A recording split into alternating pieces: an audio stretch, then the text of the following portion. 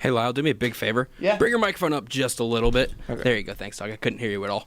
What was the question? Sorry, I was on the phone with a caller. What did you do this summer? Oh, what did I do this summer? Hung out in beautiful Indiana. Went to the Indy 500, my favorite sporting event that there is as a race fan. Worked at the racetrack all summer and, got to hang out. Was up in beautiful Delaware. As they say in Wayne's World, hi, I'm in Delaware. It was awesome. A lot of fun. But, it was great to get some time off before a crazy, hectic college football season. And I don't think Blake still believes that we won an award. Also, the phone caller, by the way, I believe was somebody who was a director for Blaze Radio calling to make sure that this was us on the air. They were really confused about who was on air. Then they realized, oh, wait, you guys got cleared by Scotty. Never mind. So people doing their due diligence. Good job, Blaze Radio people. I'm still getting mentions on our Twitter, but it turns out we are, in fact, live right now on BlazeRadioOnline.com. So the lag is about 8 minutes. It's a little extensive so tonight. it's a long lag. So everyone's tuning in at 7. They're not getting us until 7:13. So yeah, now our Twitter mentions are saying it's finally live. So we're finally live. So by the time this happens, it's gonna be 7:30 when they hear us at this point.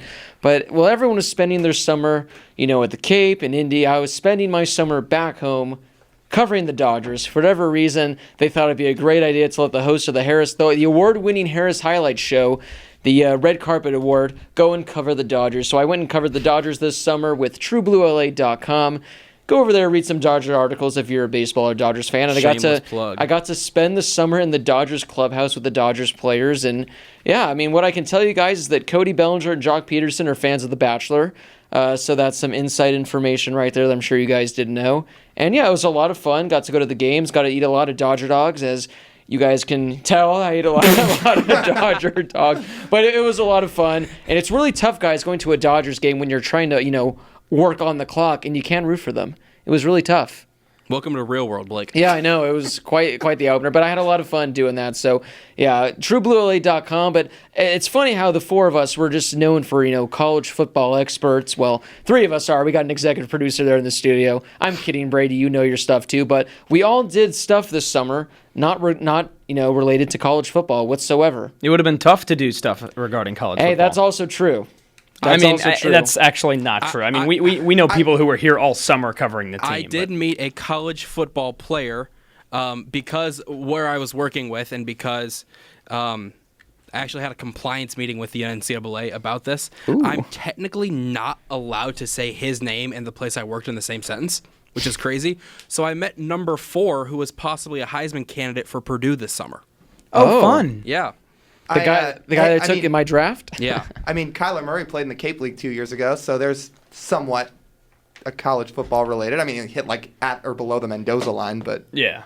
All right, not great. no. Now, before we get to all the college football news, don't forget to follow us on Twitter at the @HHShow_. If you haven't already, you can interact with us live. I guess interact with me since I'm running the Twitter. I think Lyle tried it once or twice last No, season. I never did it. I said I would do it. Oh, he would do it. I'll run it. So maybe next week these guys can run the Twitter. I'll be at the helm today. So if you want to interact with us, head on over there to the @HHShow_. We will ask a lot of questions during the show. We'll read your guys' comments, read your guys' hot take, and it's just a whole bunch of fun to see what other college football fans say. So if you haven't already, follow us at the @HHShow_. We're coming in on 600 followers, guys. So all right. Maybe we can hit that by the end of the show. If not, maybe by next week. We'll have to wait and see. And also, if you haven't already, make sure to go join our College Football Pick'ems League. Every year, we all do our own pick'ems at the end of the show, but there's this own league on the ESPN where they give you about 10 games a week where you pick the winners of each game, and you pretty much rack up points throughout the entire season, and you compete against us. So if you'd like to do that, it takes literally 1 minute a week. The link's in the description to this video. If you're listening right now online, just go to Google and type in ESPN College Football Pick'ems League. Go to the link and just search up Harris Highlights, and you can join the league. Join the league. Like I said, it takes a few minutes, and it's a lot of fun all year. Although their games aren't as fun as our pick'ems. They pick some awful games where it's like, gee, who's going to win the matchup between Clemson and Texas State University A&M? Central Southern. Yeah, so they always pick awful games. We pick better ones. But it's like I said, it's a fun way to interact with us. And we'll be each week saying who's in the lead and giving you a shout out. So if you want to get a shout out from us, join the league. Like I said, it takes a minute, but all right, guys, it's officially time to start talking some college football. Now, we did have some games this week. Technically, it was week 0. Personally, I don't like the whole thing of week 0. I think there should just be a week 1. Let the games happen. We got a week 0. There were technically 4 games this week, but only 2 that really matter. And the first one was Florida and Miami. And I don't know if this was just fantastic defense or what, or if this was single-handedly the worst college football game I've ever seen. I think it gives the Cheez-It Bowl from last year a run for its money of most pain I've ever had to endure when watching a college football game, because this was an atrocious game, especially the final quarter. But guys, before we start getting more in depth on the game, what are your just overall thoughts from the game itself and being essentially the only game in week 0? Well, with how much, I'm not surprised with the way the game went as a whole. I thought that it was pretty much what I expected from it. It was kind of a slugfest, back and forth, ugly football, just a lot, turnovers. I don't think either team looked very good, to be totally honest. There were some bright spots for both teams. There were some really, really bad segments of the game for both teams. And primarily, I thought that Jaron Williams from Miami looked pretty good at times. I thought that DJ Dallas was pretty reliable at times, too, especially for it being the first game of the season, first time to really get out there, and they play against a team like Florida. And then on the other side, I thought Felipe Franks was okay. But bottom line, I mean, neither team really impressed me as a whole. And for the rest of the year, I think from what we saw in week 1, a lot can change. But I think Miami should be happy with the fact that they've got a pretty easy schedule. But I'm not totally sold on Florida yet. Yeah, I mean, and to bounce off what you said, I mean, Miami's schedule is really, really soft after this first week. I mean, obviously they'll play their conference games, but they do not have a lot of tough opponents on their schedule. They're not playing Clemson unless they make the ACC championship. And, I mean, the rest of their games are, like I said, I mean, they're not juggernaut teams. Miami as a whole, again, to kind of go off what you were talking about, Josh, Jaron Williams looked okay. I mean, DJ Dallas is now going to be the feature back after Travis Homer went to the NFL. But, yeah, Miami has some good spots of their team. There's also some things they really need to work on, and I think first and foremost, you look right at that O-line. I mean, those guys couldn't block sun in the shade in that game. I mean, they really, really struggled to get any type of protection for Jaron Williams. And then you look to the other side for Florida. I mean, I think this is going to be same old Florida that we've kind of gotten used to the last 5 years or so. They'll probably finish in the low teens rankings-wise.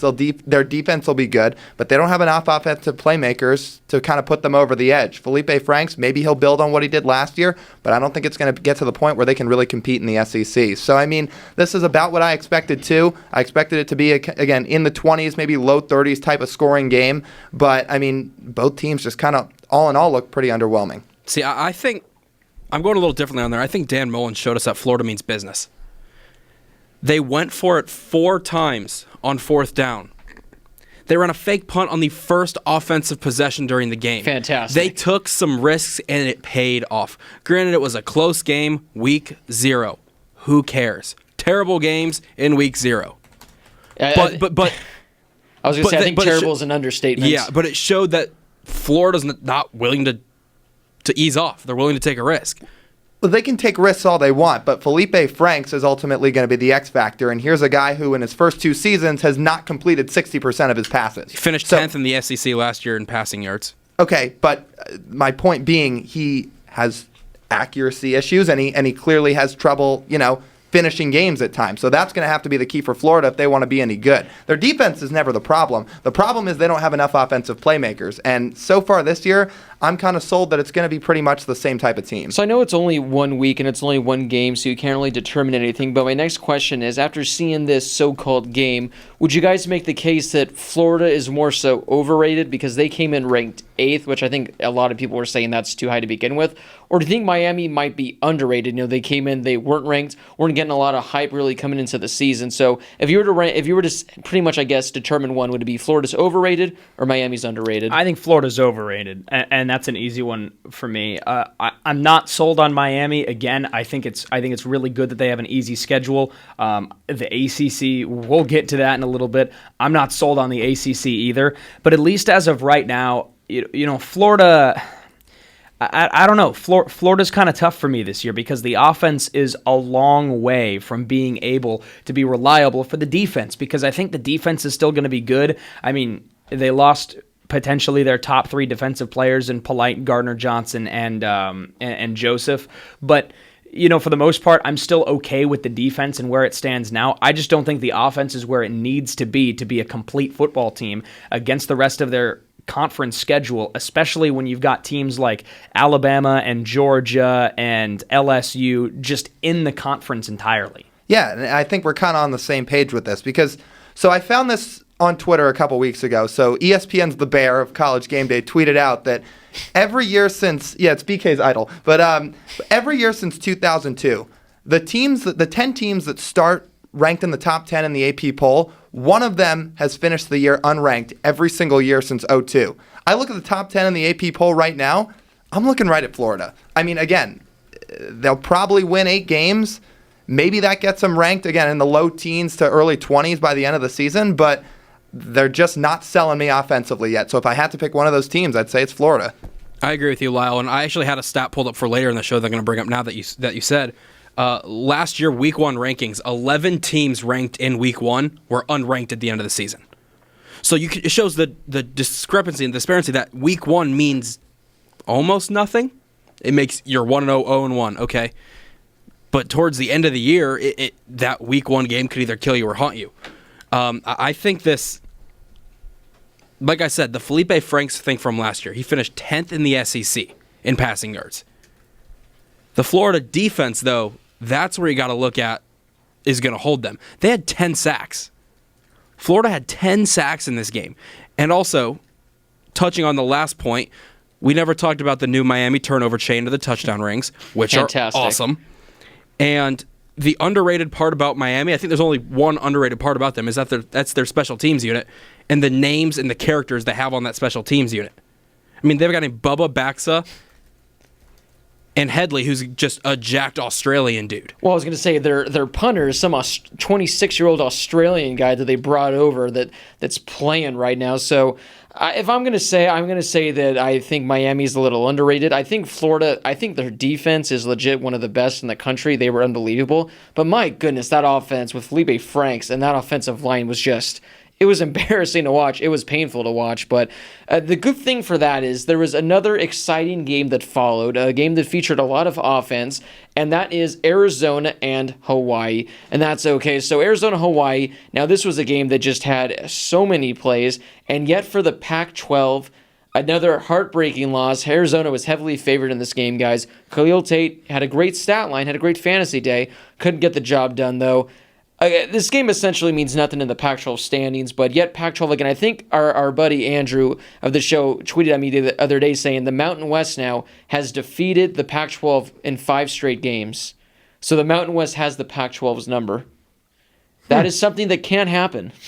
Yeah, and it can't happen. I tweeted something after the game. It was a joke, by the way, just to clarify, saying we should add Hawaii to the Pac-12. You want to add a lot of teams to the Pac-12. That game. The Pac-18. No, I'm fine. Just get rid of like Oregon State and I mean Utah's good now, but Cal. I mean I'm fine with Cal. Okay.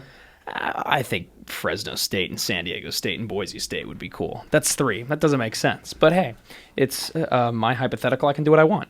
I mean the game as a whole was just not good.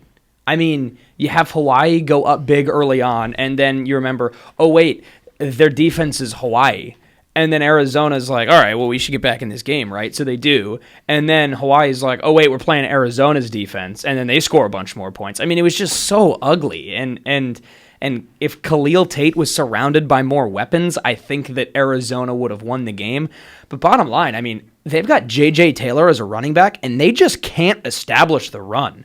Why are they so dedicated to simply relying on Khalil Tate every single play when J.J. Taylor had 67 rushing yards the whole game? Why don't you run the ball? Well, that's the problem with Arizona is, look, you have a good backfield, but 2 players can't win you a game. I mean, Khalil Tate and J.J. Taylor can't elevate you to win a single football game for 60 minutes of play. The problem is they don't have enough playmakers around Khalil Tate, like you talked about, and the defense didn't show out. You look at Hawaii, look, Cole McDonald did not have his best game, and that's an understatement. He threw 4 picks. Having said that, he still threw 4 touchdowns. He threw for just under 400 yards. He's still one heck of a quarterback. Hawaii has some playmakers, and as a result, Hawaii prevailed by inches at the end of the game, and it's because they were able to, one, establish their offense, and two, just hold off Arizona long enough. Now, speaking of inches, the way the game ended was phenomenal. Essentially, it was a one-touchdown game. Arizona had the ball. I think they were like on the 40-yard line with 10 seconds.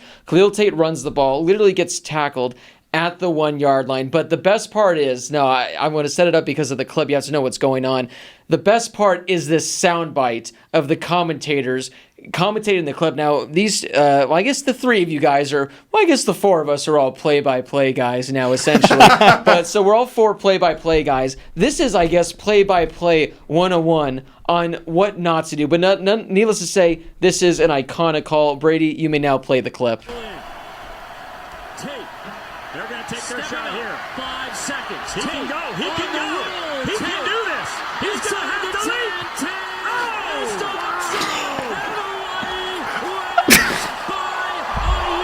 Jerry Seinfeld on the call. I'm fine with the Hawaii wins by a yard. I think that's okay. But, I mean, you've got Homie in the background shouting through the whole thing. I think that's what makes it great, though. I'm sorry, when you say Homie, you mean ex-Arizona Hotshots head coach Rick Neuheisel. Yes. Yeah. And okay. that is very un-Rick Neuheisel-like. Oh, he's going to do it. He's usually very, laid back, I feel like, too. Yeah, I love Rick Neuheisel. I think color commentators, especially during big situations like that, have to kind of just take a back seat and turn the mic off. Now, I don't know what the name of this play-by-play guy is. Now, he's pretty bad, but I must say, he's like the whinier, squeakier version of Gus Johnson, where, Gus Johnson pretty much gets this animated into games, but because this guy sounds like Jerry Seinfeld and has that high-pitched voice, he kind of gets scrutinized. I think he's awful, but I think he's also fantastic, because it's like every play, he does it! Carter Blackburn. Well, Carter Blackburn, you're a great play-by-play guy, but unfortunately, guys, there's not enough time to talk about the Colgate-Villanova game or the whatever the other game was, but there is enough time, guys, now to talk about the AP poll. It's our favorite time of the year. We absolutely love it. We love talking about the AP poll, guys, the greatest college football poll there is, the best way to determine the best teams in college football by asking college football writers to rank their best teams. I was talking with Lyle about this earlier before we came over here, and I remember last year how every week we were constantly giving that one beat writer, me, myself, was giving that beat writer all that grief for constantly voting Clemson is the number one team. Your exact words were, if you're the one person out there that voted for Clemson, you're going to go into work tomorrow and you're going to turn in your credential. So that's going to be on Cold Takes Exposed sometime this year. But yeah, we were giving this one guy grief for always voting Clemson number one. You were. In fact, he was ahead of the curve. He knew what he was doing. So all these beat writers, out of the 62, 52 of them had Clemson as the number one team. It's the first time ever that Clemson started the season as the number one team in the AP poll. So guys, we're pretty much not going to get too into it, but overall, I guess a quick roundtable, what was your initial reaction of this AP poll? I mean, I don't really have any issues with it, which is kind of strange. I feel like last year, the first AP poll, we had a lot of problems with it, but again, it doesn't really matter. The only thing that stands out to me is the fact that there are a couple Pac-12 teams that I have a lot of questions about. It seems like everyone's sold on Oregon, and from what I saw last year is just not enough to put them in a top 10 conversation right now. I'm not saying they won't get there, but then, Washington, I'm curious to see what they do. Utah, I'm not super sold on. I mean, Stanford, I have more faith in them than some other teams. Washington State, I don't know. The big thing is I think the Big Ten and the ACC are the two best conferences right now, and there are a lot of Big Ten teams in here, and there are a lot of Big Ten teams. They're a lot like each other. So, I mean, you see a Penn State team that's well-rounded, Wisconsin that's big and stout, Iowa that's big and stout, Michigan State's in there that has a great defense and no offense. These teams are all really good, but my problem is that they're all good, but then they're all going to play each other, and they're just going to beat up on each other because none of them are as good as Ohio State and Michigan. So I highly doubt more than two of these teams are ranked by the end of the season. Yeah, I mean, it's fine, the AP poll. I don't like to go into too much depth about it just because, again, it's not going to matter in a few weeks. If you want me to nitpick, Penn State seems a little high, especially considering Sean Clifford, who's going to be the successor to Trace McSorley, has only thrown 7 passes in his entire career. They lose Miles Sanders to the NFL draft, so they've got some things to kind of retool and kind of shore up before their season really gets going. Other than that, I mean, maybe Michigan State too. I mean, they're at 18. They only won 7 games last year. Now, granted, they're returning a lot of guys on both the offensive and defensive side of the ball. So if you want me to nitpick, those are my 2. But I mean, again, it's all so irrelevant. It's all going to change in the next couple weeks. As my good pal Peter Griffin once said in an episode of Family Guy, who the hell cares? It's week 1. I said it earlier. Last year, 11 teams ranked in week 1 were unranked at the end of the year. Who cares? We crash and bash this poll so much, yet we still give it love, Blake. That's true. Sorry, turn your mic off. You were drinking some water. Oh. What? I gotta hydrate, man. Yeah, hydrate or dihydrate, man. I think the big question mark for me is, and this has been a big question mark in college football the last couple of years, is UCF. Similar to a Penn State, granted their quarterback's Brandon Wimbush and has had many starts in college football, but you look at the UCF team the last couple of years, they've had the same quarterback for like 2-3 years at a time. This is the first time they've had a first-year quarterback under center for what looks to be the entire season. Yeah, and I don't think Brandon Wimbush is an upgrade over healthy Mackenzie Milton. I mean, Brandon Wimbush can run the football. He's not the most efficient passer in the world, and we'll have to see what other pieces are along the rest of the UCF club as well, because, again, they've had a couple of really, really great seasons. But, again, really unfortunate about Milton. You have to replace him at the quarterback position, and we'll just kind of have to see how they fare this year, because obviously the committee hasn't given him love over the last couple of years, or at least not enough to really push him into the playoff. But, I mean, we'll see. I think the key for them is they're going to have some really big wins, and they're going to have to blow a lot of teams out. Well, that transitions into what I was going to say right now, because they get the chance early on. I mean, they essentially, their schedule each year doesn't really have too many opportunities for them to prove themselves. Well, in week 3, they're going to have a home game against Stanford, which could be huge. So hopefully, for Stanford's sake, they can go undefeated, and that could be a good game. And then the following week for UCF, they're going to be on the road at Pitt. So right there, if UCF can knock off Stanford at home and then go to Pitt, get the win, hopefully they'll get a little more love, and that'll be beneficial for them. But looking at the rest of the schedule down the way, I mean, a game against Houston, that can be huge. And then, of course, the game at the end of the season against South Florida. But if UCF wants to get any respect this year in the polls, or especially the college football playoff rankings, they're going to have to beat Stanford and Pitt. I think they're going to have to do it in convincing fashion. It can't be like by a field goal or a late sack. I think they're going to have to go, and they're going to have to beat them by double digits. But looking at this AP poll, for the most part, I think it's fine. I got no really complaints. The one, I guess I have to say, a team I think is too low, and those are the Oregon Ducks. I am really high in the Oregon Ducks, guys. Skoducks, shout out to MJ on that one. I personally think, guys, they have a chance to go undefeated. That's a hot take of my own. But you look at Oregon's schedule, they're going to have that matchup later in the year against Washington, which I believe it's on the road at Washington. But the rest of their schedule, their toughest games is going to be the first week against Auburn, which is a pretty tough one to start the season off.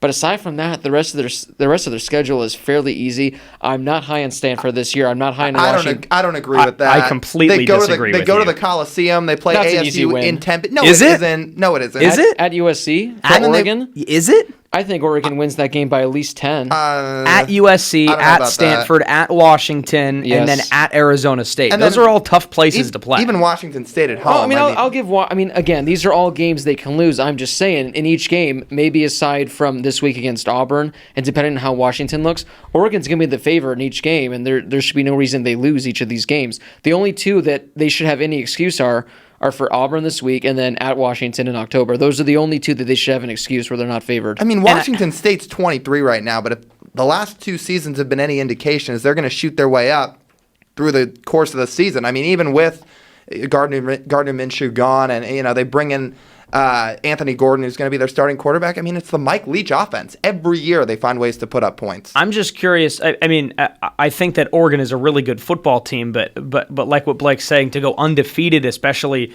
where they have to play. I just think they have the chance to. I know. think they have I'm the just. best chance. I mean, we can talk about Oregon later, but are we sold on an entire team? I mean, the defense is fantastic. Justin Herbert's great, but they've got C.J. Verdell, who a lot of people think is a top 10 running back in college football. I think he's good. I don't think he's a top 10 running back in college football, not by a long shot. Yeah, I haven't seen that yet out of him. I mean, I'm with you. He's good. He's not elite yet. He's not at the ETN Jonathan Taylor level. Not even close. No. This is an Oregon team where essentially last season they should have won that Stanford game where they just, I don't know what happened, they completely collapsed. Yeah, then they all of a should've sudden won you're that game. talking about an Oregon team that won 10 games last year. And I think they're better than last year's team. So as I mentioned, Auburn and Washington, those are going to be two tough ones. But if they get past those, I could see there being a slip up where they come here to Tempe and they lose. Washington State, that's never going to be tough. Or something like where they go to the Coliseum, that could be a slip up. But I'm not saying they're guaranteed to go undefeated. I'm just saying if there's any team to keep an eye on that potentially can go undefeated, that's not like a Clemson or an Alabama and Ohio State, one of those teams, I think Oregon has what it takes to get the job done. I'm really sold on them. So all I'm saying is I think at 11 might be, I think they're better than Texas. All right, yeah, I think they're better than Texas. Florida. I think they're better than Florida. We still have to wait and see on Michigan and LSU and Notre Dame how they look. But all I'm saying is I think Oregon's too low. And then my final one, I get that there's a lot of hype surrounding them. I get that they're going to be significantly better this year. But after you win, 4 games last season, you can't have Nebraska in the top 25, regardless of how great you think they're going to be. They've proved absolutely nothing so far. Now, granted, I still think they're going to win maybe 7 to 8 games or maybe even 9. I think they're going to be better. But you can't put them in the top 25 after the season they had last season. No. And that's fair. I mean, yeah, 100%. If you want my one other one, we talked about it earlier, Blake, off the air. Texas A&M's at 12. I'm not saying they're not a good football team. Can I do the honors of reading their schedule when you're done? You may, but let me just say, if you're a Texas A&M fan, I am so sorry.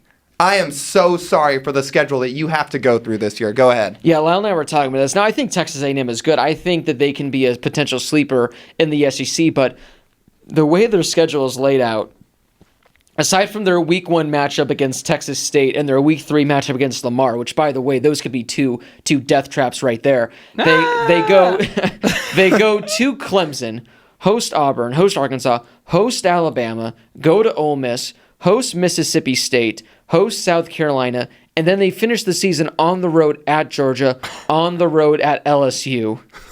Poor scheduling. Is this the toughest schedule a team's had in the last decade? It feels like it. I don't know if there's any system where you can enter teams like the BPI or whatever the RPIs, whatever that kind of stuff is, where you can determine the difficulty of schedules. But this has to be single-handedly the most difficult schedule I've seen. Like you said, the last decade or who knows how long, because, as of right now, this is 1, 2, 3. So they have 4 games against top 6 teams. And then you got, Auburn's ranked 16. I think Mississippi State's a very good team. Yeah, you get the entire SEC West, plus the best team in the East in Georgia, and oh, by the way, the national champion Clemson Tigers. I'm telling you, we're all going to be really sorry when they upset Clemson on the road, upset Bama, and then LSU and Georgia turn out to choke this year, and they just have easiest schedule after those 2 games. But they lose at home against Arkansas and completely ruin it. Or UTSA. Or UTSA. So yeah, Texas A&M, I think they're going to be good, but I think Lyle said there's a chance they might not even be ranked 12 anytime going forward, because it's a very, very tough schedule for the Aggies. But aside from that, nothing really. It's the first time, guys, in AP poll history that both Iowa and Iowa State are in the top 25 to begin the season. Wow. Brock Purdy's pretty good. Iowa State he's pretty good, you'd say? Yeah.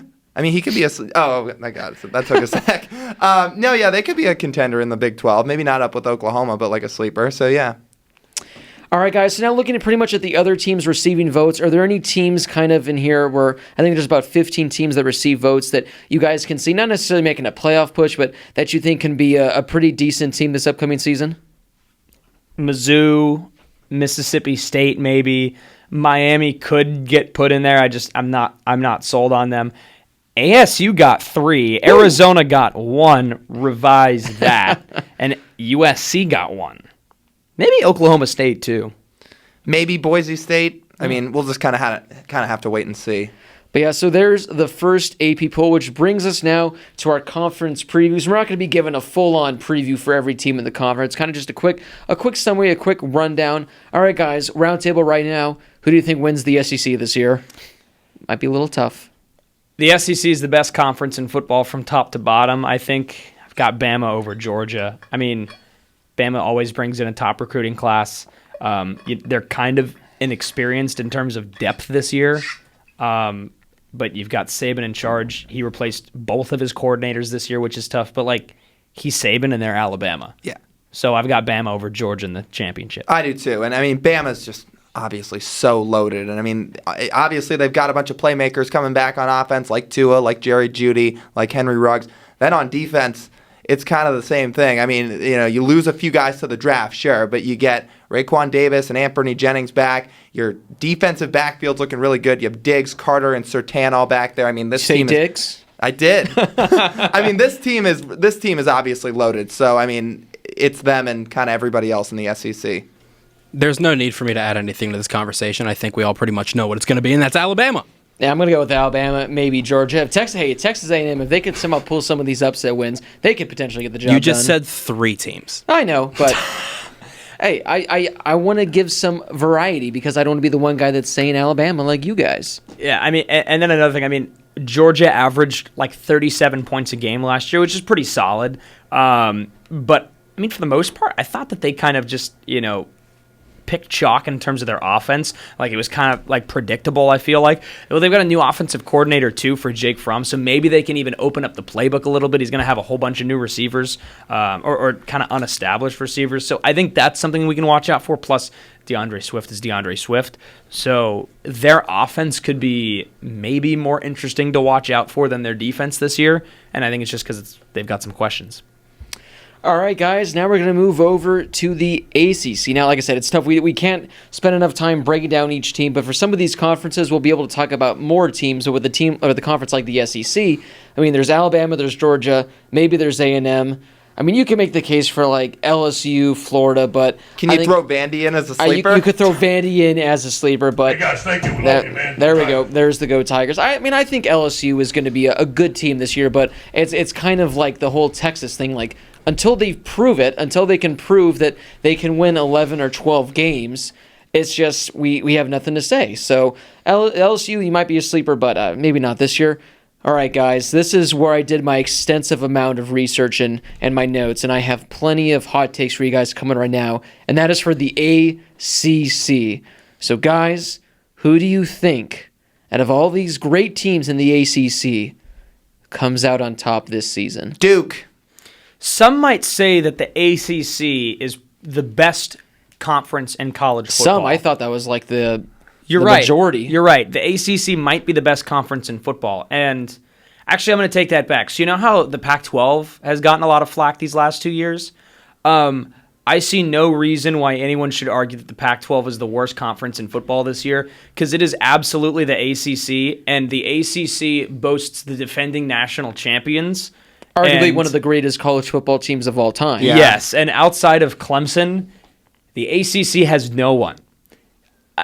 I worked with Syracuse guys this summer, and they're like, I don't know, man. Maybe we can beat Clemson. That's the only team on your schedule. Other than that, it's a bunch of Division III high schools from Connecticut. Like, the rest of this conference is weak. And, I mean, Virginia's okay, and Virginia Tech is maybe okay, but it's Clemson and nobody else. Oh, yeah. I mean, a kid we know here from school made this hype video over the summer about Syracuse and Clemson going... Was it Blake?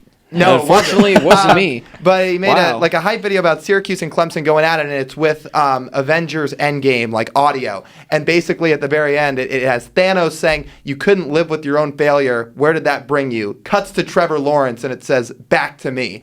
Well, Trevor Lawrence, in the little bit of time he's played, has almost looked Thanos-esque. I mean, I've yet to see a single weakness out of this guy. The rest of the team around him is absolutely loaded, and obviously they're just going to reload on defense. So I think they're going to win every game on their schedule this year, at least up until the college football playoff. Unless they lose to A&M. And frankly, I don't see it being very close either. No. I mean, hey, Josh, they could win, or I mean, they could lose. They could lose. They could also lose. They could. And this isn't pretty much saying that Clemson's with a bunch of mediocre teams. I mean, there's some teams here that could be somewhat decent, that could have 7 to 8 win seasons. I think Syracuse is a very respectable team that could finish the season in the top 25. They're currently ranked 22nd. I think all of us are really high in Virginia this year, especially with Bryce Perkins at the helm, but I don't know if they can get 9 wins at the absolute max. Virginia Tech, I mean, they're kind of shaky. I'm not sure how good they're going to be. And what we saw with Miami this week, who knows how good Miami can be. I think outside of Clemson and the ACC, there are a lot of good players, not a lot of good teams. And that's what hurts this conference, and that's what was a problem with the Pac-12 the last couple of years as well, is you have those couple big players. You have guys like, in previous years, a Christian McCaffrey on Stanford, a N'Keal Harry on ASU, just to name a few. But those are one guys. They don't have a complete team. So that's my big problem with the ACC. There's a lot of what-if teams. Like there's a lot where you can say Florida State. What if they're good? Like Pitt, what if they're good? Virginia Tech, what if they're good? Miami, what if they're good? The only problem is there's a bunch of these teams that have the chance to be fairly decent teams.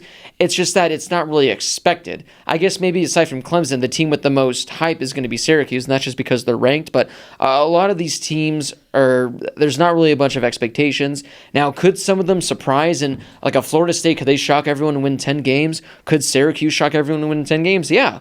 But just how it looks right now, it's just a very weak conference across the board.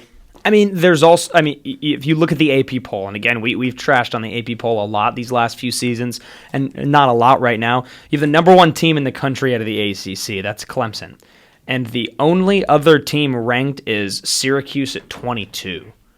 I mean, the Pac-12 has 2 at 23 and 25, and a bunch way more higher than that, too. It's just that I think that there might be a lot of okay teams in the ACC this year, but I mean, it's just, I mean, even when we're talking about the Pac-12, and we'll get there, it's like, oh, Oregon's probably going to win. Yeah, but maybe they probably won't. And in the ACC, there's not a single person out there that's saying, I think Clemson finishes third. Like, everyone knows they're going to win, and it's just like that. It's been like that the last 2 years, and I see no reason why it's going to be different. Yeah, I think they're better. I think no, you're 100% right. I'm on your side about this whole thing. I mean, the ACC, again, you look at the rankings, the Pac-12 easily outs the ACC, and I feel like people just kind of want to throw aside the Pac-12 just because of kind of the reputation that they've held over the last couple of years. But nobody watches. Yeah, that too. I mean, they're on at 10 o'clock at night. That's like 1 a.m. on the East Coast. And then, the ACC, I think they're going to be very underwhelming this year outside of one team, where the Pac-12, I think, is going to be much more competitive. So if you just had to choose someone right now, if there had to be one team that could potentially give Clemson a run for their money in the ACC, who would it be? I mean, I want to say Syracuse, but I'll go with a hot take and say Virginia. And I think it's just because an offense led by Bryce Perkins is that good. That's fair. Agreed. I'll say Miami bounces back, only because they have a tough schedule. I think ultimately Clemson could meet up with them in the ACC title game. Miami has an easy schedule. So if I had to pick one, I guess Miami, maybe they show up for one game, Clemson has their off day, and maybe Miami has a chance, but I don't think there's much of one.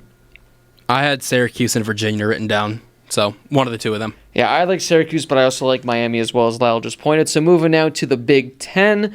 I mean, it's no surprise it's likely going to be Michigan or Ohio State at the helm this year, but hey, who knows? There could be some sleeper teams. I believe the Big Ten has the most teams ranked in the top 25 to start the season. They have 7 teams that are ranked in the top 25, but for the most part, I'd say 2 are legitimate contenders for especially the playoff, but I could see a lot of teams competing for the Big Ten. So guys, obviously Ohio State and Michigan are going to be the favorites. First question is, do you think one of those teams are going to come out of it? Secondly, what are some teams you think could give them a run for their money? Yes, I do think that those teams come out of the Big Ten. But also, the one gripe that I had on the AP poll is that with the amount of Big Ten teams in here and the amount of talent that's in the Big Ten, I just don't see any of these teams even being ranked in the top 20 by the end of the year, because I don't think any of them are as good as Ohio State and Michigan, and I think they're all just going to beat each other up. I've got Michigan coming out of the Big Ten this year. I think they finally get over the hump. I think this is the season that Harbaugh and company have finally been striving for, and I think they beat Ohio State this year to win the division. And I completely disagree with Blake. I'm on the Nebraska train. I like Adrian Martinez. I like J.D. Spielman. I like what Scott Frost's doing, and I think that this is going to be his first year where he's really competitive, and we'll see what they do next year. But I've got Nebraska as a sleeper, and I have Michigan beating the Cornhuskers to win the Big Ten. Yeah. I like it. Yeah. Oh, wait, you have Michigan beating Nebraska in the championship. Yes. So Ohio State. No. Is that okay? Well, I'm going with the chalk. I have Ohio State. I think Michigan competes. I think maybe Northwestern has a chance with Hunter Johnson coming in to start as the quarterback. And he was once upon a time, per 24/7 Sports, the number 1 QB recruit in the whole country. In terms of Ohio State, look, Urban's gone, and some people see it as a little bit of a worry. I think it could honestly be some good voodoo for him. Get a new coach in, a guy that clearly their players are rallying around in Ryan Day. Also with Ohio State, they have a chance to have the best offensive player and the best defensive player in the whole country on the same team this year. Justin Fields, Chase Young. I mean, those guys are absolute studs on their own respective sides of the ball. I think Fields competes for a Heisman, spoiler alert, and I think Chase Young is going to be a top 5 to 8 pick in next year's NFL draft. So, I mean, I think Ohio State's going to be really locked and loaded for this year, and I see them coming out of the Big Ten. I think Ohio State's I've been high on them for years, and I'm going to stick with that. I think Ohio State's going to be the one coming out of the Big Ten, and they're going to beat Michigan again. Michigan again. That's a tongue twister. Michigan again? Yeah. I think they could beat Michigan again this year. And I think the Big Ten title game this year, Ohio State, Iowa. I think Iowa just has a lot of remaining pieces. They only lost, 2 tight ends? Only the 2 best tight ends in college football. But still. Yeah. You have so many other pieces built around that offense. And a team that's going to sneak up in the Big Ten that's going to be right there until the very end, that last game, or that last weekend, I think, would be Penn State. Yeah, I mean, looking at the East, I think for the most part, it's expected to be Michigan, Ohio State. Lyle mentioned Penn State earlier. They do have essentially a pretty new offense. I'm not entirely sure how good they'll be. Michigan State, we'll have to wait and see, but they're kind of a letdown every year. I think this Big Ten West is going to be the most exciting division to follow in college football because aside from Illinois, who I think you can just throw out of the equation, I think all of these teams have a chance to compete for their own share in the Big Ten title game. You just mentioned it, BK. Iowa's going to be good. Josh says Nebraska's going to be there. Wisconsin, they have a chance to be there. Northwestern, they were just on the outside of being in the top 25. They were in the Big Ten title game last year. There's no reason they can't be back. Yeah, they lost their quarterback. Purdue, Rondale Moore is going to probably take another step. I think Purdue's going to be a pretty good, decent team. I don't know if necessarily they have what it takes to make it to the title game. And Minnesota, they're another team that slept on in the Big Ten as well. So I think that aside from Illinois, all these teams at least can be competitive. I think once they all start going after one another, it's kind of just going to even itself out, and we're going to have only a few teams to choose from. But that Big Ten matches this year are going to be some of the best football games to watch, as long as they're not including Illinois and Rutgers. Okay, so I have a question, one for each of you. So for you, Blake, so who do you have winning then? I'll be honest, I'm on the hype train with Josh with Nebraska. You are now? Wait, to win the whole thing? Not to win the whole thing. I think they could represent the West. I don't think they're going to win it, but I think coming into the season, my prediction is Nebraska wins at least 9 games. I think they're going to be really good. I mean, last year, they had so many losses that were just not fluke losses, but they could have won so many of those games. Gut-wrenching losses. And I think they're going to be so much better. Adrian Martinez, now I have him on my fantasy team for both of our college football leagues. I think he's going to be fantastic. I love Scott Frost. And I'm just sold on them. But again, you can't go wrong with Nebraska. You can't go wrong with Iowa, Northwestern. I mentioned, but I'm going to go with Nebraska for my pick out of the West. So who wins the Big Ten? Oh, I think that's a tough one. I'm going to go with Michigan. Okay. So you got Michigan over Nebraska? I got Michigan over Michigan. They have to beat Ohio State at some point. Okay, so that was my next. You have Michigan over Nebraska. I got Michigan over Nebraska. So now this question pertains to both of you guys because I wanted to ask. Oh, there we go. I wanted to ask Josh. Man. I wanted to ask Josh after you guys, all got your thoughts in it. But what is it about this year's Michigan team that finally gets them over the hump against Ohio State? I just think they finally. I think Shea Patterson's a really good quarterback. I think they have experience. Their defense is going to be one of the top 10 best in the country. I just think overall, offensively, because it seemed like the last few years, that's been what their problem was. Offensively, they just couldn't. They didn't have the pieces to get it done. Now, I don't think Chris Evans is there anymore due to some unforeseen incident that took place. So I think he's gone. But they have some really good pieces. And like I said, they're due. They have to beat Ohio State this year, right? With Chase Young coming off the edge, I don't know. Well, that's also true. But I just think after year, we've seen Ohio State constantly getting the job done. I think Ohio State might overall have more talent, but I just think Michigan, I think this is the best Michigan's been over the last few seasons, and I just think they're due. That's my reasoning. They're due. They're also going to have more of an up-tempo offense, too. So, they have a new offensive coordinator, which will be fun, and I think that Shea Patterson has what it takes to lead an elite offense because I think he's an elite quarterback. Spoiler alert, he's not in my Heisman contention, my top 5, and we'll get there soon because I don't think he's that type of quarterback, but he is better than Michigan quarterbacks we've seen in the past. He's better than Jake Coker. He's not Wilton Spate. He's not necessarily Denard Robinson, but he is a quarterback that is at the caliber that can lead a team to a national championship. I'm not saying he's going to get past Alabama and Clemson in them, but I think that this is finally a team, and especially an offense, that can take Jim Harbaugh and Michigan over Ohio State. But also at the same time, I have a lot of questions with Ohio State, too. because you have a new head coach. You did lose a lot of weapons too, and you've got a brand new quarterback leading things with the offense. And I like Justin Fields a lot, and I think he's going to fit in perfectly. But I just think that there are a few more questions for me with Ohio State rather than Michigan, and I think that Michigan is finally there on an equal playing field. Because we've seen for the past 10 years that Michigan can be good, whatever. They've had a few down years, they've had a few really good years, but Ohio State has just been leagues better than them. They played some good football games, but the Buckeyes have very clearly been the better team and the better program every year they've met over the past decade, and I think that finally they're on an equal playing field, and for me, I have fewer questions about Michigan. All right, those are fair points. I mean, I think Shea Patterson builds on what he did last year. I think he takes a step above what he did in his first year at Michigan, and you're absolutely right. I mean, look, I am putting a lot of faith, in terms of Ohio State's sake and in terms of my pick, in a guy who has not thrown a pass in collegiate football yet. Justin Fields has not thrown a single pass. So I think he's going to be really good. But you're right, there are questions, and Michigan's always going to have a good defense. So, I mean, maybe it is closer than in years past. Now, and I like Donovan Peoples-Jones, too. Got him on my fantasy team. Yeah, I like him a lot because he was a guy that stepped in a few years ago when Michigan wasn't very good in 2017, and they had a lot of struggles. And that was the year that Wilton Speight got hurt, and it was... what's his name, came in. Fields has thrown passes. What am I saying? Yeah, well, I mean... he's thrown under 40. How about that? But they had, I forgot his name, come in for Wilton Speight. And that year, it was, okay, well, who's their weapon going to be offensively when Wilton Spaight's down and players keep getting injured? And it was a young Donovan Peoples-Jones. And now I think he's the real deal, too. What year was that?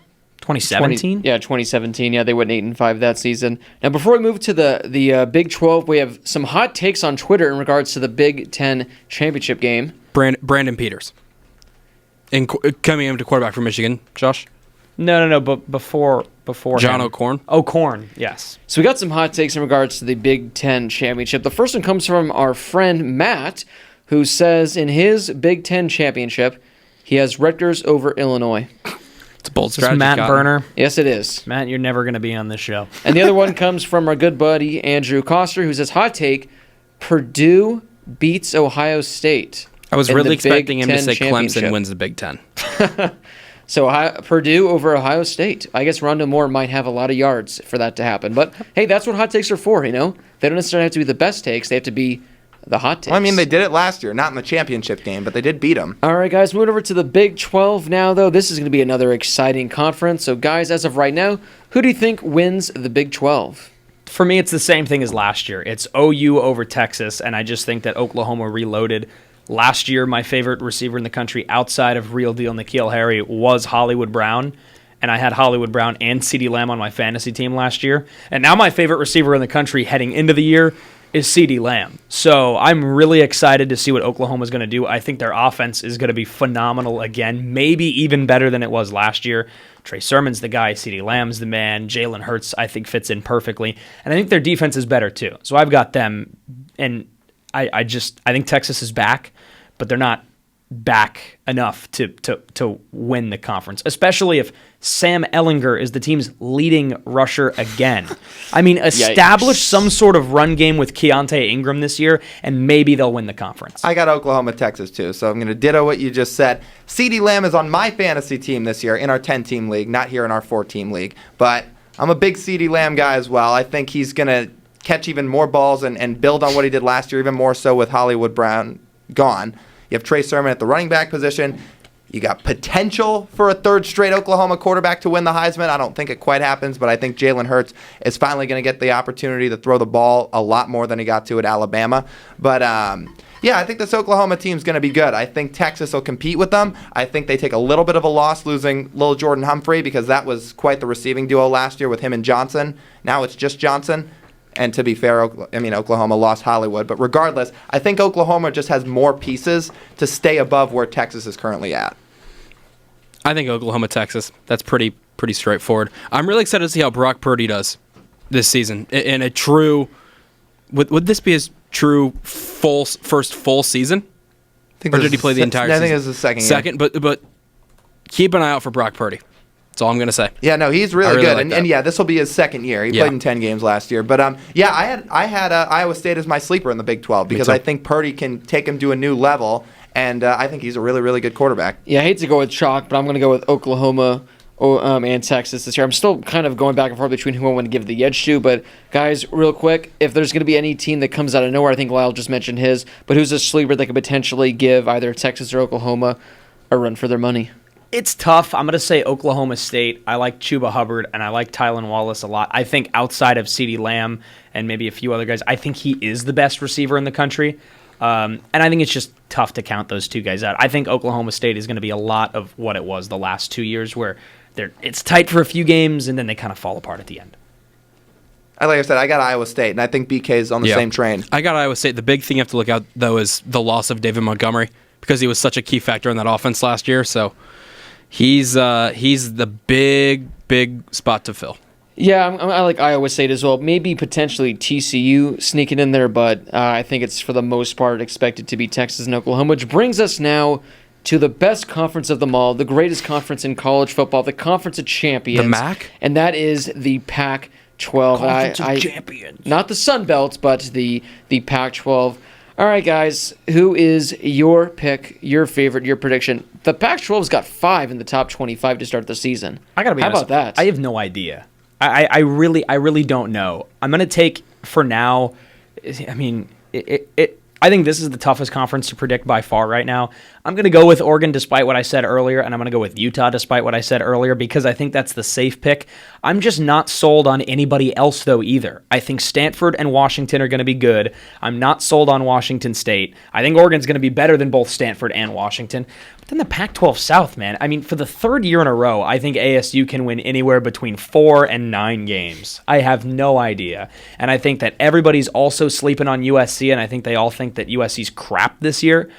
I think USC could potentially win 8 or 9 games too. So I really have no idea. But at least for now, I think that Oregon on paper is the best team in the conference for now. So I'm taking the Ducks over the Utes. I have Oregon too. I have Oregon over Washington. Or no, not Oregon over Washington. I have Oregon over Washington in the North. I have Oregon over Utah in the Pac-12 championship, just like Josh does. But just barely. I don't think Oregon goes undefeated. I think Oregon and Washington are going to be pretty neck and neck for the majority of the season. But in terms of the South, yeah, I'm with Josh too. I think Arizona State competes this year. I mean, when you have one of the 5 best running backs in the country, like Eno, I mean, you have a freshman quarterback who's one of 4 true freshmen at the moment who are going to be starting an opening night in Jaden Daniels. He's really highly coveted. He's probably the most exciting quarterback ASU's had in a long time. Number 1 dual threat, right? Yeah, I think you're right. And this offense has a chance to be really, really good. Now, I don't think they're going to win 11 games, but I think they can be competitive. But I like Oregon in the Pac-12. And just to quickly bounce off what Josh said too, I think USC's going to be pretty good too. They're my sleeper if I have to pick a quote-unquote sleeper. I don't think there's any way they win 5 games again. I mean, they're just not that type of program. A lot of quarterbacks have tough freshman seasons and build off of it, which is what I think to some extent JT Daniels will do. And then Graham Harrell coming in as the offensive coordinator. I mean, that's kind of a fresh look for the offense. So I think the whole conference as a whole is just going to be really exciting this year, which we haven't been able to say in a couple of years. I mean, Oregon could go undefeated, or they couldn't. That's true. That's a really good point. Hey, that's a callback to you earlier, Blake, Oh, yeah. saying they will. I don't even have I Oregon. didn't say they will. I said they could. Yeah, you pretty much said they're going to. Wow. I am derailed from this whole Pac-12 thing because, like Josh, I really have no idea. I don't even have Oregon in my Pac-12 championship. Really? I have Washington and Utah, and I have Utah winning it. All right. Yeah. Just mixing I things like up. A lot of people are high on Utah this year. I mean, they're ranked 14th. I've seen a lot of people have them in their top 10. I mean, who was it? Was it Lee Corso that had In the Utah national in championship. his national championship game? So take that with a grain of salt, but respect to Lee Corso. This is a very good conference. I think aside from maybe Oregon State, who, by the way, guys, I think wins 1 game this year. Looking at their schedule, they're Really, not- one? Only one. Yeah. They have a really good running game. Yeah, though, Jamar too. Jefferson. And Pierce, too. But you look at their schedule, I don't know really who they're going to beat in the Pac-12. Maybe they can squeak by like Arizona. a Colorado or Arizona, but aside from that, I don't see who they're going to beat. But this is a conference where there's 9 teams that could win 3 games. They could also win 8 to 9 games. I have no clue.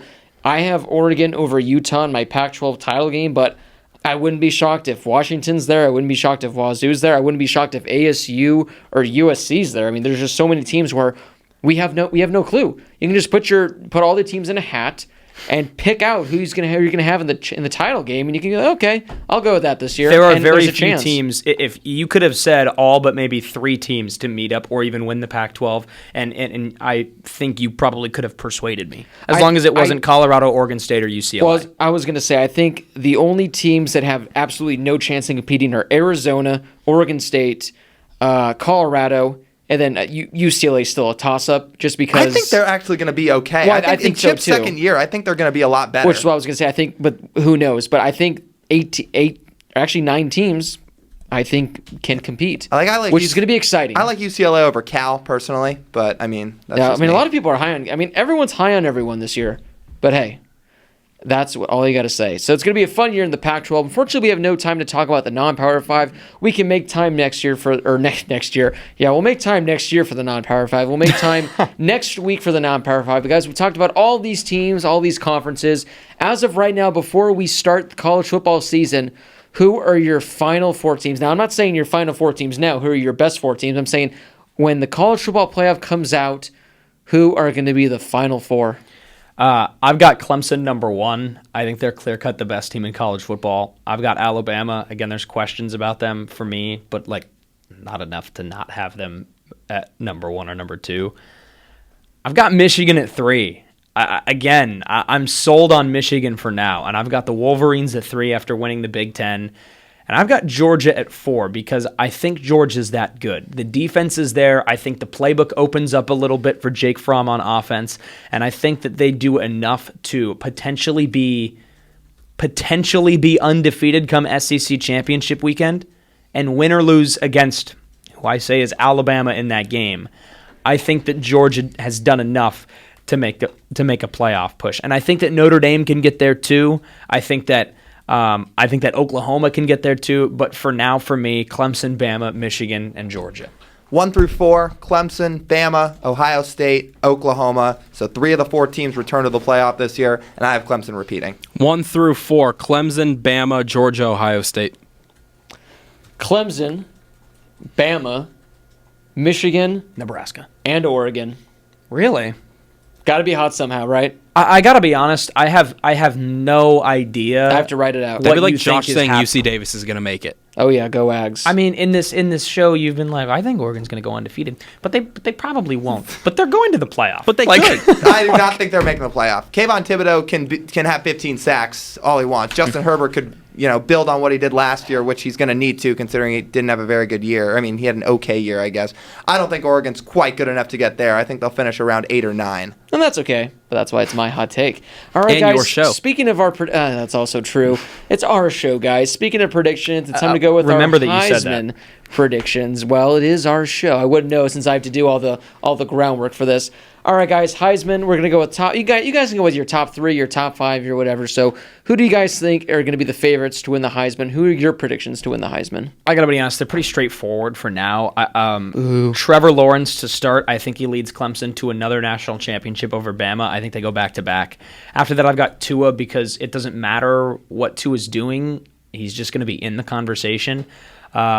Jonathan Taylor, I think, can do enough this year to stay in the conversation for longer than he did last year. I think he's the most talented back in the country. And then here are the 2 that I'm going to go for that I think could be hot takes, could not be hot takes, and it's Justin Herbert and Sam Ehlinger. And the reason why I'm taking those 2 is because I've said time and time again on this show, the Heisman Trophy deserves to go to the MVP of college football, who if you take that person off of that team, the team is completely different. And I think that that's what Justin Herbert and Sam Ehlinger, I think that that's the effect they have on Oregon and Texas, respectively. So those are my 5 for my Heisman prediction.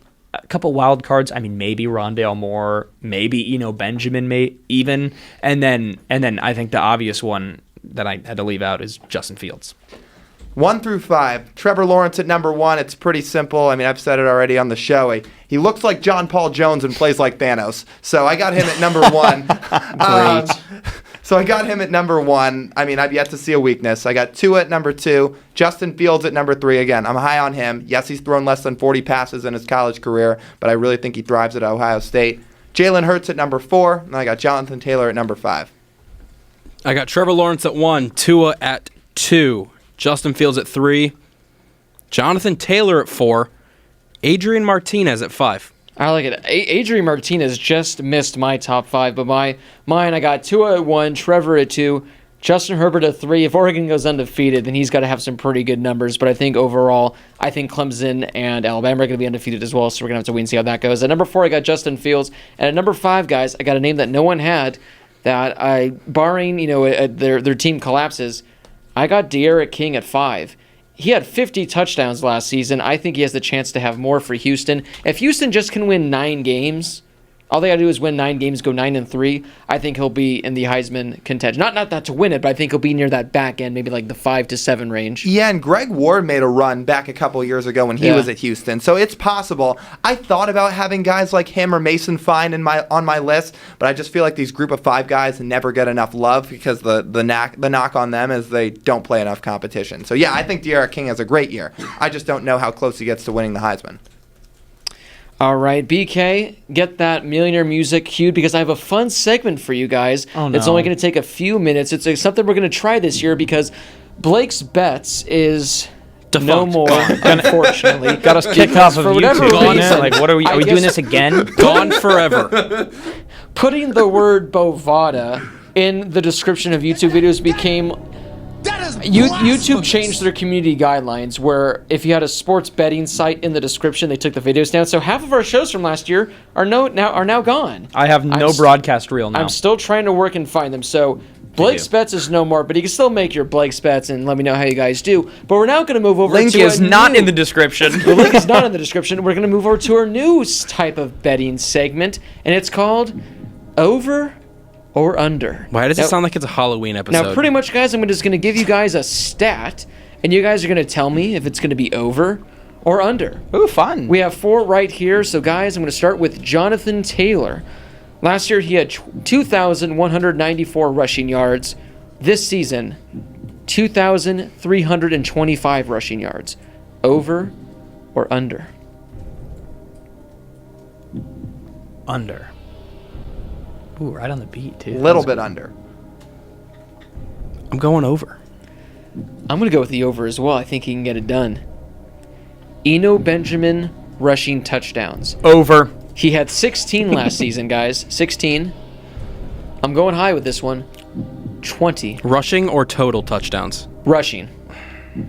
This is easy. 20 touchdowns. Easy over for me. They're going to run the ball a lot. I'm going to go over. This is terrifying. Over. I'm going to go with the over as well. I feel like I'm just going to hear somebody scream in the background, like way in the distance. I just talked about him, but De'Ara King had 50 total touchdowns last season. So, guys, I'm putting it at 50 for him again this season. Over or under? I'm going to take the under, and I'm going to put it at like 46. Yeah, 50's tough, especially in a 12-game stretch. I'm going to say under. There's your spooky laugh, Josh. What it do, baby? I'm going under. Over. The final one, guys, Rondale Moore. Last year, he totaled 2,215 yards. Now it's rushing, receiving, and returns. The 3,000 mark. 3,000 total yards for Rondale Moore.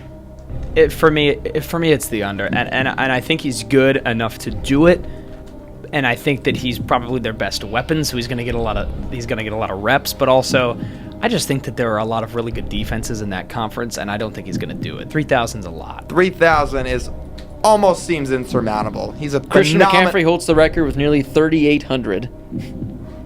That's a lot of yards. And never forget that he lost the Heisman because nobody watches Pac-12 football. True. But I'm going to go under. I'm with Josh. Rondale Moore's a great player, but there's too many good defenses. He had 2,100 yards last year.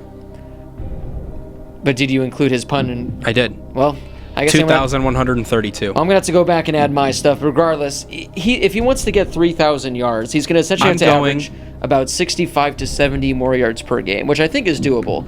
But 3,000 total yards is tough, but I'm going to go with the under. I never said mine. I'm going under. So that's 2 unders. So that wraps up this edition of Over, Under. That was kind of fun. Yeah. Gotta have some sort of betting involved. Well, better than us just sitting here for 4 minutes where you go, all right, here's this game, and then here's this game, and then here's this. I was better than 50% last year, so that's okay. But guys, it's time to move now to the Q&A. This is always a fun time. Oh, you're getting the music going now? You want some music for this one or just pick 'em? Just the pick 'em. All right. Just the pick 'em. The Q&A, guys, we asked questions on YouTube and Twitter, which, by the way, if you want to have a higher chance of having your question answered, hit us up on Twitter at the HHShow_. We take higher priority there because we get fewer. Because I think when I posted the YouTube one, we had like at least 80 questions in about 2 or 3 hours, whereas Twitter was only like 30. So it's easier to go through the Twitter one. So as I mentioned, follow us on Twitter at the HHShow_. You have a better chance of getting your question answered. Our first one's not necessarily a question. It's more of a hot take, and it comes from longtime viewer and one of our number one fans, and that is Captain Rob, where he says, Clemson isn't going undefeated, and Alabama will be majorly upset by a field goal. That's a pretty hot take by Captain Rob, guys. All right. A field goal. Robert. Majorly upset. All right, Robert. I think that Bama could get upset by a field goal. I believe that one. But if we're looking at Clemson's schedule, that means a Texas A&M team that we also asked questions about is going to beat them in Death Valley. They're going to lose at the Carrier Dome again. Or they're going to lose to probably Wofford. So I'm not sold on that one. I could get behind the Alabama one, though. We have another hot take right now, and this one actually pertains to Lyle. As for hot takes, according to Casey Nichols, Lyle will win the Pick'ems this year. Wow. That is a hot take. I won it 2 years ago. That is a scorching hot take if I'd ever heard one. I feel like BK's the hot take. He's the only one that hasn't won. Well, wait, That's so also true. who won last year? I did. And you came from behind, right? I did. And you won as a sophomore, and I won as a freshman. Didn't I finish second? Well, who last cares? year? Yeah, it's true. Griffin McCobes. Now, this is actually a pretty good question. What does Texas is back mean to you guys? For example, does it mean multiple 10-win seasons, a Big 12 championship, competing for national titles? What does Texas is back mean to you guys? They'll go back to a New Year's Six again. National title, tough to say. I think they win. I think they win the conference title. What I've taken it as is they get rid of the negative slander on their name. That's fair. Yeah. I think just relevance. I think they've done that. I think Texas is officially back, but I do think winning the Big 12 title is necessary, but I think relevance was key, so I think Texas is officially back, at least respectable. I think going into the season, we can respect Texas, where the previous seasons we were saying, maybe next time. Yeah, absolutely. BK's pointing at something. I think he's pointing at the door, which then, or to his camera, because I think Josh's camera stopped recording, or it's like flashing. Lyle stopped recording. Oh, Lyle stopped recording. Well, that's okay. We don't need to see Lyle on camera. Moving now to the next question while Josh tries to figure out Lyle's camera. Space Veggie wants to know, does Georgia Tech pull off an upset this season after ditching the triple option? So Georgia Tech, breaking news, they've officially gone away with the triple option. Wow. I don't like it. I was talking to Lyle about this. How do you just decide, you know what, guys?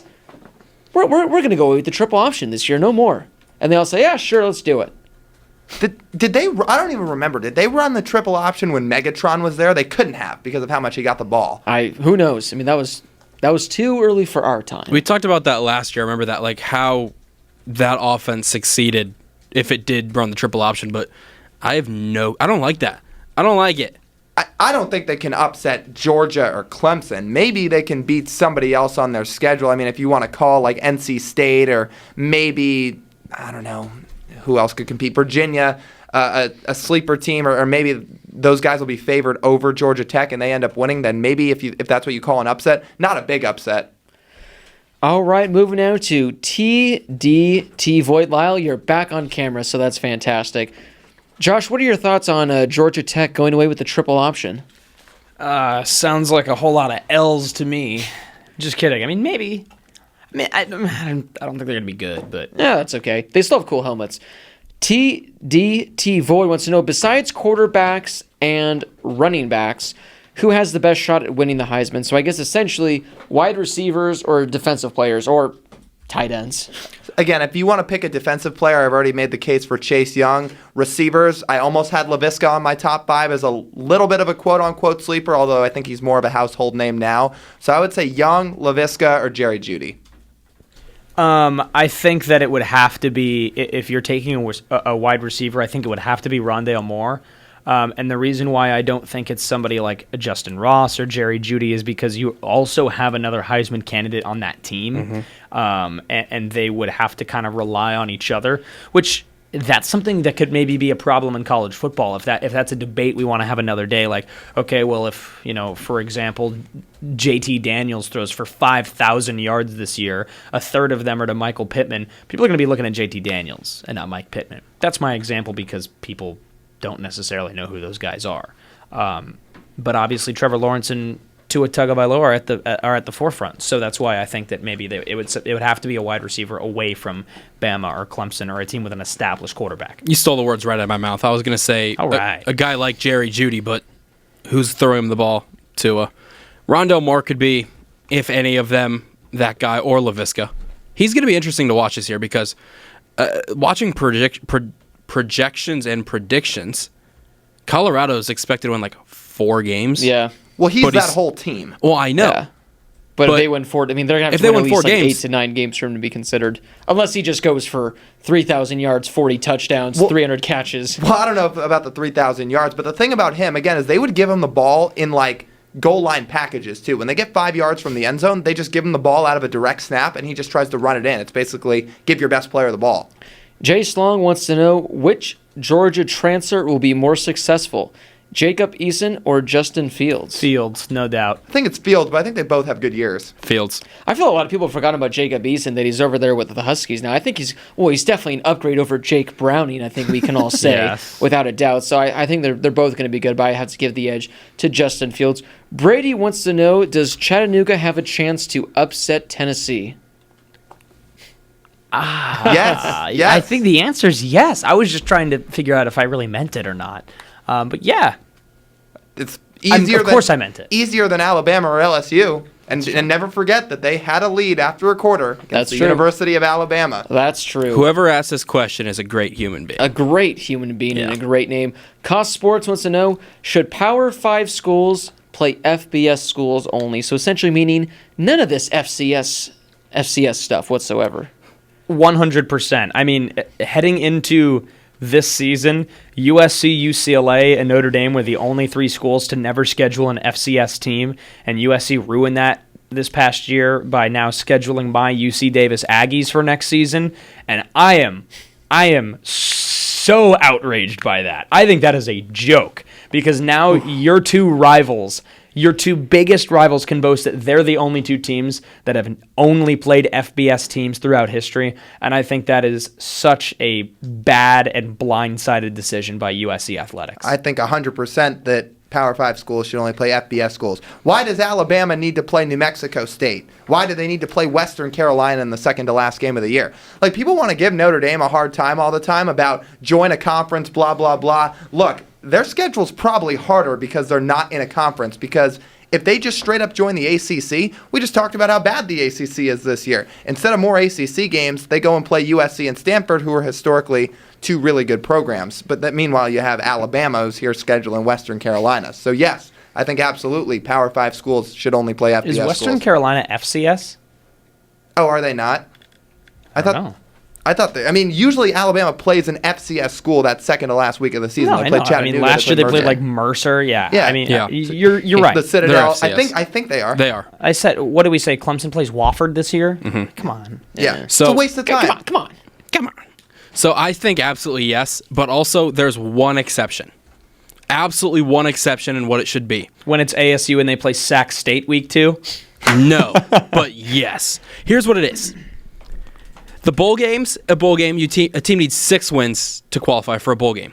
You take the worst team in the country and put them up against the best team in the division below. So a couple years ago, it would have been like what? Rutgers versus North Dakota, and you have a relegation system. Yes. Yeah. I'd be down. So say I would be Rutgers down for loses that relegation. Like game. European soccer? Yep, Rutgers loses that game. Boom, North Dakota, you're a new member of the Big Ten. I would love to see relegation. That would make That's stuff actually a so good idea. lit.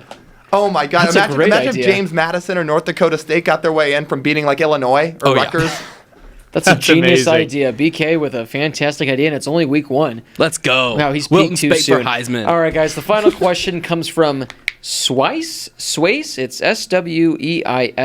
Now, this is a fun one. Since the beginning of the last season of the Harris Highlight Show, what are some of your favorite memories over the years? Hook 'em. Still shocked no one drafted Sam Ehlinger. I got him on waiver claims. Oh, of course he did. It's a good pick, Brady. What's my like on the show? Yes. Like live. Well, we can't share the behind-the-scenes stuff, Josh. The one behind the scenes, one that we did end up showing was either one when Blake got to 100,000 subs and we took that video where he like took his shirt off and jumped in the pool. That was great. And you guys sprayed me with champagne. Yes, that was fun. We were all 21. Well, I was. And then I've been 21 for a while. And then what are you, like 36 now? Almost. And then the other one was when Chattanooga hit that field goal to take a 3-0 lead and we all celebrated. My favorite on-air moment was when who was it? Oh, it was Blake. Said that Josh Rosen had the highest intelligence of any quarterback at the Division I level of all time. And this came after the A&M win? The A&M game. When the guy's literal knock in the NFL draft was he didn't make good decisions.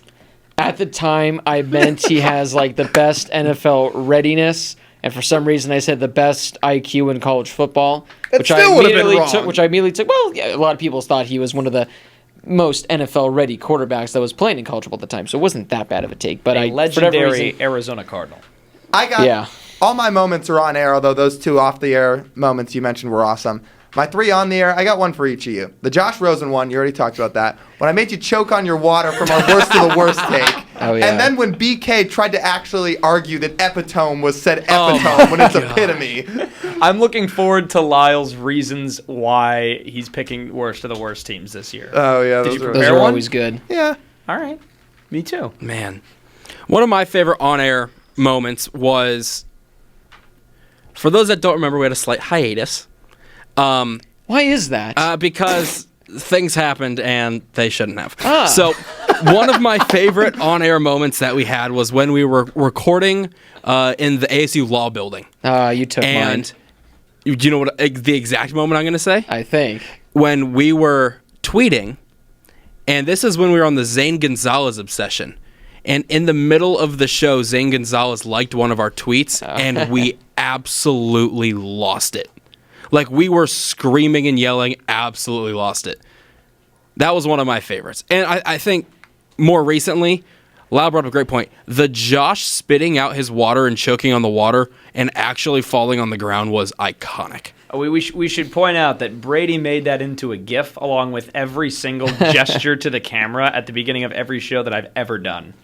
He's got too much free time on his hands, but there's some great gifts. This week, I'm going to make a bunch of all of us, and we can put the link to all of them in the bio. How about that? Some good memories, some off-air ones are when we were trying to figure out a place to film the show, because for the first 2 years, we couldn't be in the studio.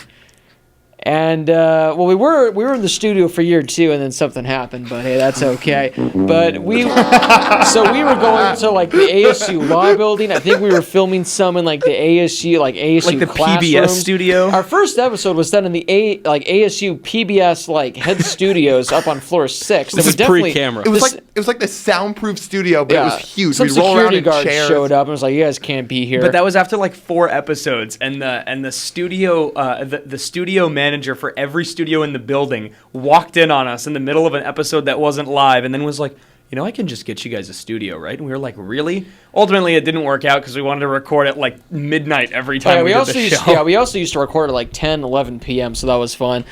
Favorite on-air one? There's too many. Every moment is my favorite, guys. But one that stands out to me is last year when we were desperately trying to get the Holiday Inn Express to sponsor us with those fantastic cinnamon rolls, and I was staying at the Holiday Inn Express for that weekend, and they didn't. They replied to our tweet. They liked our tweet. They sent us retweets, but we didn't get free cinnamon rolls. But that was a fun memory. But lots of great fun memories. I think one of my favorite off-air moments is when we all went to the Rose Bowl to watch ASU and UCLA. Well, when the three of us Oh, wait, went. yeah, oh, wait, Lyle wasn't it there. wasn't. Oh. Lyle wasn't there. Oh, Because Big he wanted to L. watch a game on TV. Uh-huh. Hey, what was the outcome of that game, Lyle? Yeah, they really got their you-know-what's handed to them. It's the You epitome hate of brutality. to see Big it. Poor dog. Irish. Yeah, that is the epitome of brutality. But it is time now, guys, to transition into the final segment of the show, everyone's favorite show, and that is the Pick'ems. Now, as current reigning champion of the Pick'ems, I need to enjoy this while I can. So Lyle won the first year, Josh won the second year, I won the third year, which means BK is due. I got too cocky last year. So now either BK can just win and all of us just, we all won separate years, or one of the three of us will have bragging rights for eternity for being the ultimate Pick'em champion.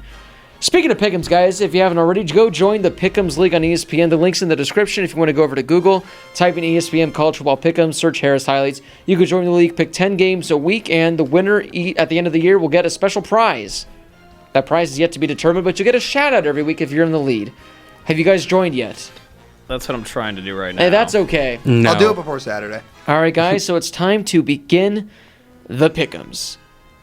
Starting with the Holy War, the Mormon Battle. Do it for Joe, they say. Joseph Smith, the All-American Mormon. Hasadiga. Hasadiga, No. E-Y. All right, we're going to start there. We're going to stop there, actually. The number 14 Utah Utes at the BYU Cougars, luckily taking place on a Thursday because I said, should this take place on Saturday night and run into Sunday? That's not good. This way, the game can get over with. The Mormons can celebrate into the wee hours of Friday and Saturday before they got to get up at 6 a.m. Sunday morning and not do anything the rest of the day. Josh, who wins this game? This game's in Provo, which I think could be interesting. Plus, it's a rivalry game, but I've got the Utes. I got Utah. They're going to be good. Utah. The caffeine-free Diet Coke will be flowing in Provo this weekend. The students are going to be lit. They're going to be having their rollerblade parties all night. It's going to be a fun time, but I think the Utah Utes get the job done. Oh, dude, They're not Quakers. They still have civilization. I have an inside source to BYU and the parties that they have, and these are pretty accurate representations. They have like 80s theme parties where they legit just dance and listen to 80s music. I would expect that. Yeah, Yeah. and drink caffeine-free Diet Coke. Being Mormon sounds awesome. But, guys, we're going to move to the next game, and that is UCLA at Cincinnati. Cincy over UCLA. This game is at Nippert Stadium, correct? Yes, it is. Cool stadium. Very cool. I'm taking Cincinnati by 28. Oh, wow. All right. 21. Cincinnati's good, and I think they're one of those non-Power 5 teams that can compete. But I actually think UCLA is going to be a good team, especially in Chip Kelly's second year. So I'm taking UCLA. So, this ESPN crew that they're doing for the first time at this game is a fun one. Oh, no. Oh, yes, it is. Don't you say it. Oh, yes, it is. Matt Hasselbeck is in studio, in the booth, along with Pat McAfee. So this is going to be entertaining, to say the least. It will have no outcome of the game, but it'll be entertaining. I'm going Cincy. Nippert's really cool. It's like in the side of another building. It's cool. I'm going to go with Cincinnati in this one. Ole Miss at Memphis. This is going to be a really close one, and I like Memphis in it. I think that the offense is just too good for Memphis, and Ole Miss had like the worst defense in the SEC last year, which is, pretty much a conference of really good defenses. And Blake, you're in my shot. Hey. Sorry. I've got Memphis. Sorry. That's why it's nice to be in the corner. Nobody's in my shot. I got Memphis. Nobody's in my studio. Have you been in my shot all? Maybe I have. That's fine. I'll edit it out. You're just going to crop yourself out of it? Hey, it happens. Happens to the best of us.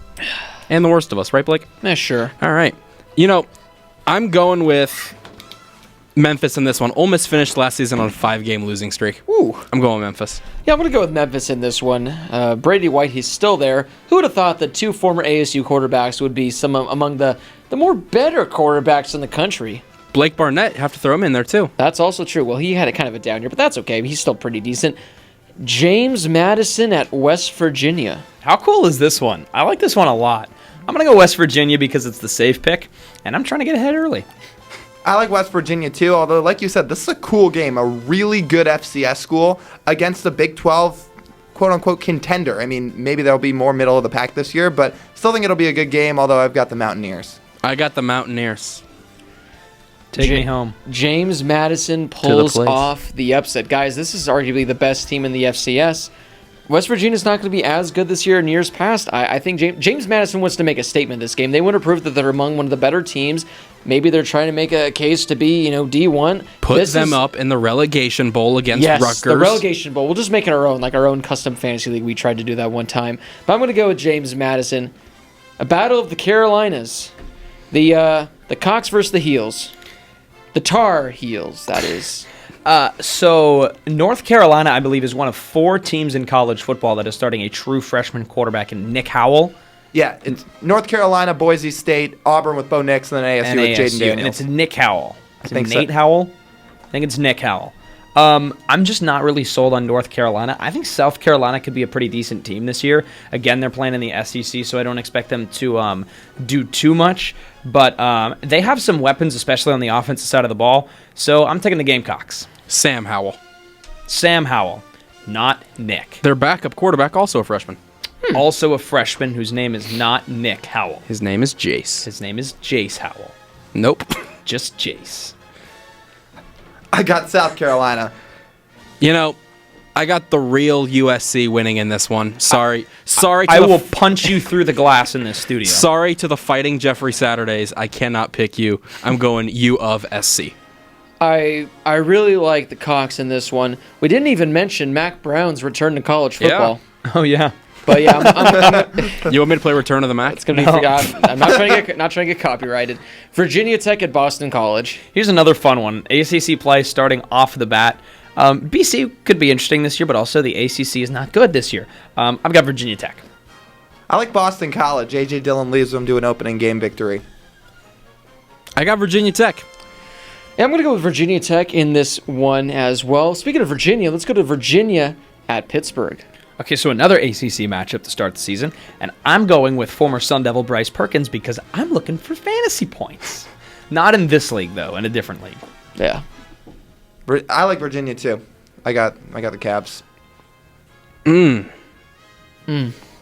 That is good fondue. Yes. I'm going Pitt in this game. Home field advantage, week 1. I'm going Pitt. I'm gonna go with Virginia. Fresno State at USC. Fresno State's not bad. I think it's a close game and back and forth in the first half, but I think that SC could actually... I think SC's going to wake some people up this year. I'm not saying they're going to win the conference, but I think that they're going to be pretty good, and they're going to be much better than they were last year. I'm taking SC by 14 over Fresno in week 1. It's funny you say that. The spread's 13.5. Oh, how about that? I like USC. Josh's bets. I like the Trojans. They're going to be a lot better than they were last year. I'm going USC in this one. The real I'm going to go with USC, but we're all forgetting how good Fresno State was last year. What they won, 11 games, I think it was. finished Arizona State. Finished the season ranked 19th. A very good Fresno State team, but I do like the Trojans in this one. Houston and Oklahoma. If you like points and scoring, watch Houston and Oklahoma. I think the over-under in this one's like 85. De'Aaron King, I mean, Blake talked about him a lot already. I just think that Oklahoma is so much better. I think they've got a lethal offense, and I think finally Oklahoma's defense has gotten a little bit better, so I'm taking OU. I like Houston to put up about 30, but I like Oklahoma to put up more than 45 points. I'm going to say they put up about 50-something, so I got Oklahoma. I'm trying to pull this up right now for you, Blake. The over-under in this game is 82.5. 82.5. Yeah. And I think Oklahoma pretty much does that by themselves. I'm going to Oklahoma. We got a tweet right now from MJ saying, nice to see you guys are using the same dumb Diet Coke joke in regards to BYU. Who's you guys? It's you. That joke will live on forever, but I'm going to go with Oklahoma in this game. Boise State at Florida State. There are a lot of really good games this week, and I think these teams are actually kind of evenly matched. I think Boise State is deadly, but I think Florida State just pulls out the win. I'm not sold on Florida State. I mean, they got to prove something to, I think, a lot of people. And as of right now, I like Boise State. I think they get the win. I like Florida State in this one. Hey, it's the Dave Pasch, Greg McElroy ESPN game, so things are bound to get wild.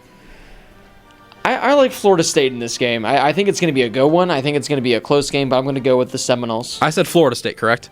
Yeah, to be honest, I couldn't even tell you. Okay, good. Florida State. Who did I pick? Just making sure. Northwestern at number 25 Stanford. Here's another fun one. I'm taking Stanford back to pack a little bit. Plus, I do think that overall they're a better team. I'm not sure what's up with Northwestern this year. I think that they can make some waves in the Big Ten, but again, that division is a lot like the whole Pac-12. And I think that it's pretty much up for grabs. And I think that Stanford is a better team, so I'm taking the Cardinal. Low-scoring game. I think this game stays in the 20s for both teams. KJ Costello is a good quarterback. Hunter Johnson is supposed to be a good quarterback, although we haven't really seen much of him yet. So for that reason, I like Stanford to take this game. This is my first of the season. I am picking Stanford because why, Lyle? Because why not? Because why not? Northwestern just barely missed the top 25 by being ranked like 26th or 27th. They're a good team.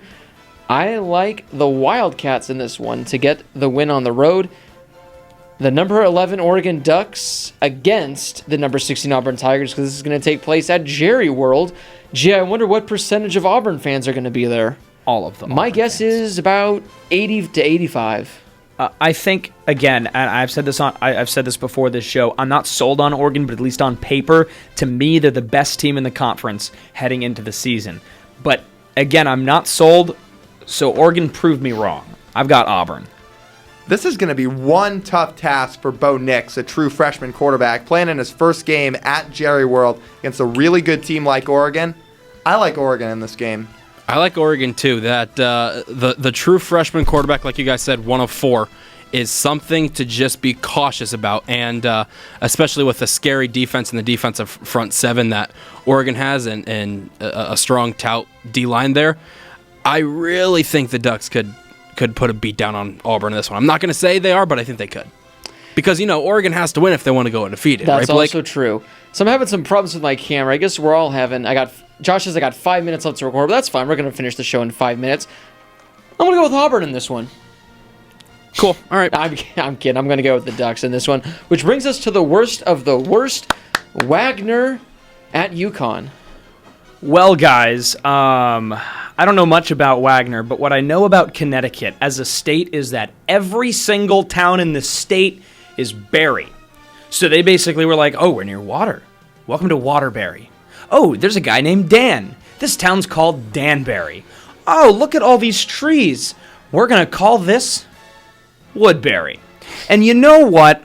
Because the University of Connecticut is located in something that's a little unique and is not Storesbury, Connecticut, it's just Stores, Connecticut. So I'm taking the Huskies over Wagner because Wagner's from the boring city of New York City-bury, New York. I'm going to keep this one short and sweet for the sake of Blake's camera. Let's see. A Seahawk or a dog? Seahawks! Lyle loves Wagner. one and absolutely hates the other, so there's a pretty obvious choice for him. I'm going UConn. UConn, they're still FBS, right? They haven't been demoted yet. I know Barely. there's been discussion of them moving to the FCS. I'm going with Mo Wagner. It's an inside joke, but I'm going to go with Wagner. Which brings us to the final game, Kent State at Arizona State on a beautiful Thursday night. I love college football on Thursday nights. It's the best. Yeah. The Kent State Golden Flashes, Thursday night football. 110 degrees at kickoff. Don't forget about Friday night next week. Against Sacramento State. Yeah. Look, I think sports ASU's going to get a good crowd out there. I think the whole crowd's going to be gone by the third quarter, partially because it's Kent State, partially because it's going to be over 100 degrees by 8 p.m. at halftime, and also because Arizona State's going to be up by 35 points at halftime. I'm taking State, Arizona State. Devils by a lot. I think Jaden Daniels is going to prove a lot in his first game. I think Eno's going to have a huge game. Eno, 3 touchdowns. Jaden Daniels shows why he's a good starter for this week for the freshman for the Sun Devils. I'm going the Arizona State University. And I'm going to finish it up with the Arizona State Sun Devils. Hopefully we start the season 1-0. I got 3 minutes, but that's more than okay. Don't forget to follow us on Twitter at the HHShow_. Lots of fun interaction. We had a good time interacting with all of you guys on Twitter tonight. In future episodes, we're going to be taking calls. I know that's BK's favorite. Woohoo! We're going to be taking calls as well, so make sure to follow. If you haven't already, join the official Harris Highlights Pick'em League on ESPN. As I mentioned, the link is in the description below. You can find that there. I think you have to get on it pretty soon, but that pretty much wraps it up. This was a fun show, guys. Our first of the year. We're going to be live on BlazeRadioOnline.com every Tuesday night at 10 p.m. Eastern. So just go to that link, click the play button, and yeah, we'll see you guys there. And for Josh Schaefer, Lyle Goldstein, Brady Klain, this has been Blake Harris from the Bill Austin Radio Studio at the Walter Cronkite School of Journalism in beautiful downtown Phoenix. And we will see you guys next week.